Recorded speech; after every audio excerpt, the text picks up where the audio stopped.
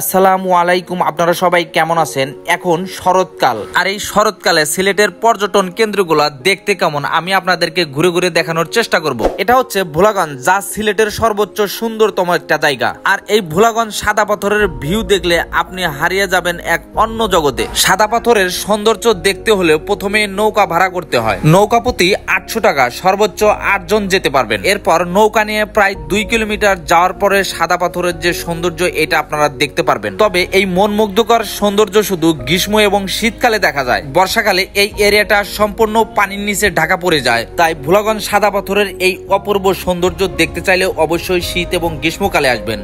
এটা হচ্ছে সিলেটের রাতারগুল। রাতারগুলের সৌন্দর্য দেখতে হলে প্রথমে ডিঙ্গি নৌকা ভাড়া করতে হয়। প্রতিটা ডিঙ্গি নৌকা 765 টাকা করে। প্রতিটি নৌকায় সর্বোচ্চ 5 জন করে যেতে পারবেন। রাতারগুল হচ্ছে সুন্দরবনের মতো, তবে এই সৌন্দর্য উপভোগ করতে হলে আপনাকে আসতে হবে বর্ষাকালে, কারণ বর্ষাকালে এখানে সম্পূর্ণ পানি দিয়ে ভরাট থাকে, যা আরো সৌন্দর্য বৃদ্ধি করে। এছাড়া দেশ বিদেশ থেকে হাজার হাজার অতিথি পাখি এই রাতারগুলে আসে। তাই আমি মনে করি আপনারা যদি রাতারগুলের অপরূপ সৌন্দর্য দেখতে চান অবশ্যই বর্ষাকালে আসবেন। এটা হচ্ছে জাফলং, আর এই জাফলং এর দূরত্ব সিলেট শহর থেকে প্রায় 60 কিলোমিটার। জাফলং এ রয়েছে 3টি স্পট। একটা হচ্ছে ঝুলন্ত ব্রিজ, আর একটা হচ্ছে পাথরের জন্য, আর একটা হচ্ছে খাসিয়াপল্লী। তবে জাফলং এ গ্রীষ্মকালে আসলে আপনার একটা অসুবিধা হবে, সেটা হচ্ছে পায়ে হেঁটে সব জায়গায় যেতে হবে। যদিও ভ্রমণ অনেক কষ্ট, তবে এরকম মন মুগ্ধকর পরিবেশ দেখলে আসলে কষ্ট মনে হয় না। তাই আপনারা যদি কেউ সিলেটে আসেন অবশ্যই জাফলং এর সৌন্দর্য দেখতে আসবেন। এটা হচ্ছে সিলেটের লালাখাল, যা টুরিস্টদের কাছে নীল নদ নামে পরিচিত,